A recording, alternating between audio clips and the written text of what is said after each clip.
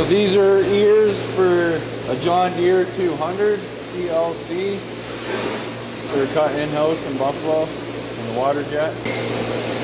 We tack it on, brace it up, weld it, let it cool down, cut our bracing off, and then we go to the next step, which is fitting bosses. And how long will it take you to weld those on? Probably by the end of the day, it should be done. End of the day? Yeah. Okay.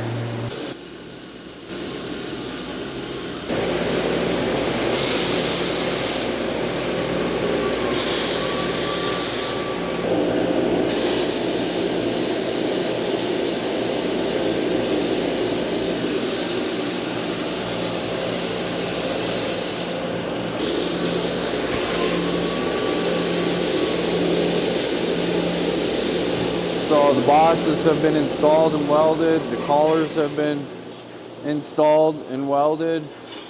We put our logos on the sides and it's ready for paint.